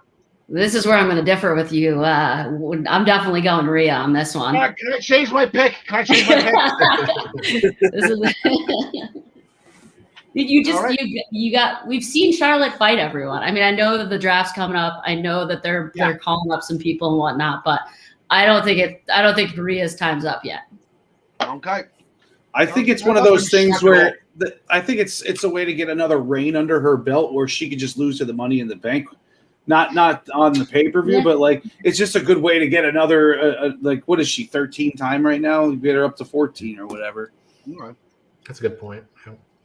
In two singles matches that I actually was pretty excited to see on Raw, Ivar actually legitimately beat AJ Styles. How about that? How's that float, you guys? Ivar defeated AJ Styles with that sit-down splash thing he does out of the corner, clean win. Omos defeated Eric with the two-handed choke slam. So they announced that the Raw Tag Team Championships will be on the line at Money in the Bank to replace the SmackDown Women's Championship. So, John DeConnie, who do you like in this one? I think I would not be upset either way, but I'm going to go with AJ and Omos retaining. I just think, obviously if they lose, AJ is going to be the one to get pinned, but I just think I don't think they want to put a blemish on Omos just yet. Ryan Joy. Okay, I'm going to pick the Viking Raiders, and let me tell you why. I think Ivar is this year's Otis. And he's got a win over AJ Styles, and it's Money in the Bank, and that's where Otis had the biggest win of his career. So I think the Viking Raiders are going to win this one. Ivar, just like Otis, the ladies and everything. So, yeah, Viking Raiders. Yeah. That's why I asked Maggie about that. I think everybody thinks Ivar's cute. John. I got this one's tough too, but I got the champs retaining. Yeah, I get no reason to bet against AJ Styles and Omos right now. I think they have to go into Vegas with those belts. Maggie May, who's right here? I think it's AJ and Omos as well. Sorry, Ryan. It's all right. You're making dinner. In the WWE Championship picture, so the show opened. Xavier Woods, albeit by a Raw roll-up, he got the win over WWE Champion Bobby Lashley. So everything that Kofi Kingston's been saying is coming to fruition. I think I mentioned it a couple of weeks ago. Bobby's losing focus. Bobby realizes it now, though. So he left the arena, but he came back. He came back pissed and angry, and he wants to get back to business, was, I believe, the quote he said. He trashed the MVP lounge, and it's all business Bobby. And now it's Kofi's in a whole different animal, John Smith, in this match. Kofi's dealing with somebody completely different than he has been. Yeah, Kofi has zero shot of winning this match. I got Bobby all the way. I'm going to agree with that one. Ryan Joy. When Lashley is facing Kofi, his first name is Bob. So let's make that correction first. I think Rusev was called Bob Roode. Rusev did that too. Yeah. Yes. This kind of bleeds into my Money in the Bank pick as well. I think Bobby Lashley is going to destroy two members of the New Day, and I think there's going to be a third one waiting in the wings for him. All right, John DeConnie, to get to you. Not yet, but yeah, I think I think I'm going to say a prayer for Kofi Kingston because Bobby Lashley is very upset, and that can't be good for Kofi Kingston. All right. Maggie May, how do we do? I'm going Lashley as well. Yay! All right, I'm 3-1 so far, boys. Any particular reason why you care to extend, or you just want to go forward? There's just no way. I mean, they're building Bobby up, right? I think that seeing where he ended up, like you said, he's focused, right? So I think he just destroys Kofi. Unfortunately, I'm a big Kofi fan, but I think he gets destroyed. Oh, yeah. We all are. Remember Kofi Mania all those years ago? I can't remember how long ago that was. That's right. Yeah. Explain to me how long ago Kofi Mania was. I remember how it ended and how quickly the match So cute. So here we go. Now we have the fun part of the picks, the 2 Money in the Bank ladder matches. So on SmackDown, like we said, Bayley got hurt, so Carmella is now challenging Bianca Belair. So she is actually pulled from the Money in the Bank ladder match. She was replaced by Liv Morgan. I guess she needs to let Sonya Deville finish her thoughts next time before interrupting. Sonya scared the crap out of me. Natalya was also added by Sonya Deville. So those two are in. And then there was a Fatal 4-Way match last night on Raw where Nikki Ash, Gary's pick from Scotland, she got the win over Asuka, Naomi, and Alexa Bliss with a variation of the Raw roll-up. That was a clever roll-up on Asuka. So we have 2 former Money in the Bank winners in this match in Asuka and Alexa Bliss. And not to mention, I'll just throw it up there. Last year, or a couple of years ago when Bayley won, there I am on TV, right to the right of Bayley, right there with the Rock Out with your Gronk Out shirt. She came over and celebrated. I was front row at Money in the Bank up in Hartford, Connecticut, along with my co-owner of Pro Wrestling Pick'em, Rob DePasquale, over on he bought the Money in the Bank briefcase that she grabbed after she cashed in on Charlotte. Now, the weird thing is with the women's Money in the Bank ladder match, they don't hold on to that briefcase all that long. Asuka never had to. She just won the title. Bayley, as we saw, cashed in night of. Alexa Bliss cashed in night of. Carmella was the last one we really see hold on to it for as long as she did before she cashed in on Charlotte on a very iconic debut. So, Don DeConnie, who do you have in the women's Money in the Bank match? Okay, so we still don't know participant number 8. No. So, You have to mention that. I can see Sonya coming out this week and putting herself in it. Ooh. I could see, because we're in front of live fans, I could see either Becky or Sasha coming back and being plugged in there. But I'm going to assume that it's nothing that outrageous, and somebody gets plugged in there that I don't necessarily think has a great shot. And judging by the 7 that are already named, it seems like the storyline is leading towards Liv grabbing the briefcase. John and Connie, thank you, buddy. I'm on the Liv Morgan bandwagon. I can't pick heads or tails of any of this. I try to do this as process of elimination. Like Alexa Bliss and Asuka, I think they're out. They already won it. They don't need it. Naomi, that'd be great if Naomi won it, but I just think they just never want to do anything with her. Natalya, no. Nikki Ash, on such a roll right now. I feel like she doesn't need it either. I feel there's a story going in. Is Liv trying and trying and trying? And I don't think she was going to be in until the very last minute, but I guess the injury changed that. So I'm going to go Liv Morgan. I'm going Jersey Strong, Ryan Joy. I think Liv Morgan is going to be the person who's like reaching for the briefcase when Brock Lesnar's music hits, type of situation. Yeah. It's the person that we all want to win. We're excited for her to win. She's about to win, and whoever the question marks are, or something like that, whoever the big heel coming back is going to win. So, I'm going to go question marks at the moment. Yeah, so this Sasha Banks is a SmackDown wrestler. They could announce her on Friday, John Smith. Yeah, the whole story was Liv Morgan, trying. She'll get close, but she won't get there. And I got Zelina Vega winning it because we need to care about Zelina Vega.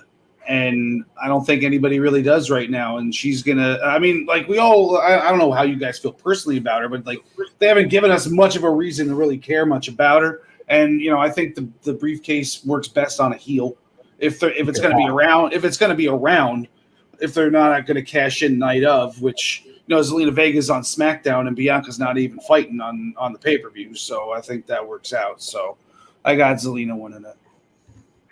All right, Maggie May, who's right here? Or are we all wrong? Ooh, I went Nikki. All right. She's, the one thing for me, I wanted to go question mark too, but the one thing for Nikki is that they did have her win against Rhea in that whole Rhea Charlotte series. Yeah. So there is a story to go back to there. So yeah. I'm going Nikki. Okay. I'm gonna say the one thing to take into consideration here, like there's a quick. It's almost like I normally look at it like, okay, who from Raw, who from SmackDown. The draft is next month, so that whole situation is just completely out of the window. As Maggie mentioned earlier, the draft. So and now we have the men. Ricochet last night, he defeated John Morrison in an amazing match, a false count anywhere match after a splash from the top rope onto Morrison through a ladder on the outside. Riddle was also involved in that match, not wrestling, but he made The Miz look like a turtle, dropping him on the back with his wheelchair, rendering him completely useless. Jinder Mahal stole Drew McIntyre's sword, so Drew McIntyre trashed Jinder Mahal's motorcycle, so that was Jinder's story. And then on SmackDown, Baron Corbin, oh poor Baron. Baron Corbin's backstage and saying Money in the Bank is a must win for him. It can turn his entire life around. Must win situation. Game 7 for Baron Corbin. And he did not get the job done. Yeah, he did not get the job done, even though but I guess the big winner was Shinsuke Nakamura. Not only did he win the qualifying match, he got a nice new Mercedes out of it. So he went to an auction, got a nice little Mercedes. It said King Crabbin on the front of it. So that was a pretty cool license plate. Then Seth Rollins defeated Cesaro with the stomp to qualify. Cesaro was a bloody mess in that match. That was pretty cool. Big E and Kevin Owens, they qualified as well. They were doing commentary throughout the night. So it was going to be a fatal 4-way match on SmackDown. That should be fun. If you want to throw a winner of that one, feel free. But here are the 8 men in the men's Money in the Bank ladder match. Last year's Otis. Let's just leave that as it is. You think they're going to do something of a surprise like Otis again? I was pretty hell-bent on AJ Styles. I forget who Tyler picked. But maybe Johnny Drip Chip, John Smith. Is this going to be a moist in the bench? Money in the moist? Money in the moist. Moist. I don't know. I don't know how you would work it. Moisty. I don't know. But I don't think he's winning it as much as I would love to see it because I'm a huge John Morrison fan. But I like. Well, for the 4-way on SmackDown, I like Big E to win that. But I like Riddle to win the Money in the Bank because I still have hopes out for him versus him and Randy Orton. Randy as champ and him with the Money in the Bank briefcase because that would be a very, very fun dynamic on TV. And even if that doesn't happen, I think Riddle is like the next big thing for them. And this will just catapult his career. That is the big question, Ryan Joy. Is Riddle making Vince McMahon laugh hard enough to the point where Vince is going to give him the Money in the Bank briefcase where Riddle said he would challenge the tag team champions? I see the idea of him cashing in for the tag championships has me questioning like a lot of things. Like he could win this match. AJ almost could win their match. They could do the cash in that night, whole thing. That could all happen. I kind of said earlier, though, I think Bobby Lashley's going to walk all over Kofi. He's probably going to walk all over Woods in the process. And I think they're going to need somebody to come in and defend them. And I think that somebody is Big E. They're going to need somebody to feel the power. I'm with you. I got Big E on this one. That's what I came down. It's between Big E and Riddle. And like I said, if Big E gets that win on Friday, I'm jumping to the Riddle ship. I'll tell you that right now, John McConnell.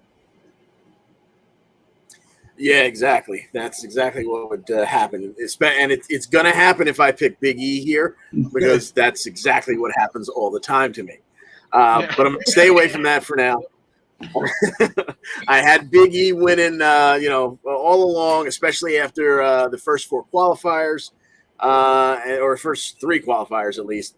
And then Drew found his way back in, and I just feel like, resume builder, one more thing to put on his resume. I got Drew winning this. So you and Gary on Drew. All right, so we got a couple on Riddle, a couple on Big E, a couple on Drew McIntyre. Maggie May, who's right? Survey says Big E. all right. I'll take it. I don't want to say, I don't want to put Ryan on the spot here, but I've had Big E circled here all day. And we were having a conversation earlier today, and he wasn't really leaning that way. So what changed your mind, Ryan? I don't know. The whole show.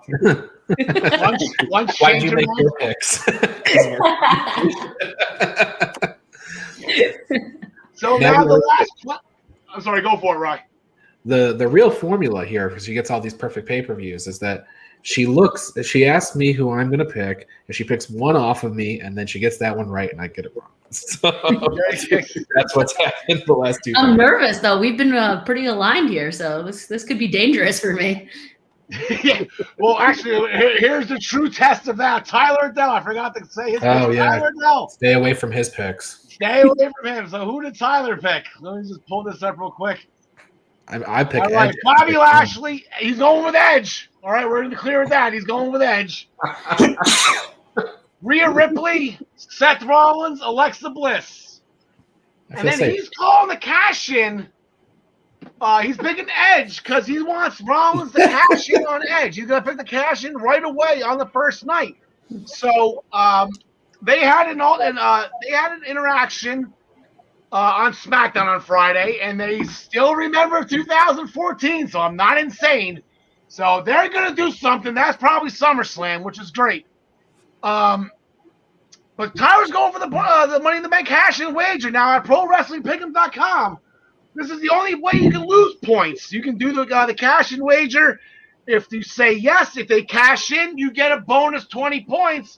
But if you say yes, you're going to prevent them cashing in. And if they don't, you lose 10. Now, it's just on the cash-in, not on whether or not they win the title or not. The bell rings, and it's officially cashed in. You get the 20 points. So this is men's or women's, either or. Tyler's got he's gambling. He wants 20 points on the men's. Anybody, John DeConnie, any cash-ins? I am horrible at picking this, so probably one will happen. But if I pick one, it'll be the other. So I'm just going to say no, not putting the money or the points on the line for either one. Yeah, I predicted one cash-in correctly. I got Sheamus back in 2015 on Roman Reigns. Sheamus 535. Ryan Joy, any cash-ins? Yeah, I'm not punching the button on Pro Wrestling Pick'em, but if there was going to be one, I think it would be the women's. All right, that'd be three out of the last 4 years, John Smith, right away. Yeah, I don't think the women's is because I got a SmackDown woman winning it. And then, no, I don't think Riddle would cash in. So, no, I don't have it. Don't discount that right away, John Smith, because, let's say it's Zelina Vega wins. She could have an attack on Bianca Belair in the backstage area and then call for her match right there. Yeah, and drag her out to the ring, I guess. By the hair, yeah. By the hair, there you go. Maggie May, is anybody cashing in on Sunday? I don't think so. I think with my pick with Big E, he's got too much personality to waste that on cashing it in on night one, right? So yeah. I don't think so. And I don't think for the women's either. All right, sounds good. So we're going to wrap this up. We're coming up on the 2-hour mark. NXT is about to start. They have a honey of a show going, so we don't want to miss anything. Please go to the Primetime Rundown, powered by StreamYard with Joey Jarzinka, Ian Schreier, and Rob DeLuca, is now airing at 7 p.m. on Monday nights as they take you through the wide world of sports right here on all the Eastern Observer platforms. For more information, please go to theeasternobserver.com. Tune into the Daily Wrestling News Show Monday through Thursday at 10 a.m., sometimes Fridays, and get your morning cup of joy with Ryan and his band and merry co-hosts as they sort through all the poppycock. Wrestle right here on all of the Eastern Observer platforms. The Body Slam Brigade newsletter, over 4,200 subscribers. You probably have to 43 or 44 right now, right? 44. Yeah, 44. 4,400 subscribers receive this weekly column. Make sure you go to minutestobelltime.com to subscribe. The Body Slam Brigade by Ryan for you for free. Please go to all of your music providers and make sure you get the Black Cats NYC new album, Free Cake. They are the official music band of the Eastern Observer. Free Cake by the Black Cats NYC. As always, the Eastern. Oh my God, I did it again. I'm messing up my own promo. The Essential Wrestling Podcast is sponsored by ProWrestlingPick'em.com, the Pro Wrestling Pick'em internet leader in sports entertainment today. Join us in the Essential Wrestling public pool and play against us, or create a pool with you and your friends. ProWrestlingPick'em.com. Play against your friends. Play against the universe. And honestly, guys, I'm not lying. Maggie May likes it too. Join us back here on the Essential Wrestling Podcast for episode 63. We will be back here next Tuesday going over the results of everything that we just talked about and how Maggie May whooped all of our asses yet again. We are over 2 hours. We're just going to skip the endings right here. Maggie May, thank you so much for joining us today. I hope you had a lot of fun. For John Smith, for John DeConnie, Ryan Joy at minutestobelltime.com. Guys, this is the last time I'm going to put it up. She's back, and she is going to be on SmackDown at least for the next month or so until she gets drafted somewhere. But Tegan Knox, glad to have you back. Alexa Bliss, we love you. Larry Steve, always in our hearts. John DeConnie, take it home. Thanks for joining us. And as always, we wish you the best in all your future endeavors. So Ryan did say he did buy a bottle of the Nugenics Total Tea. How was it?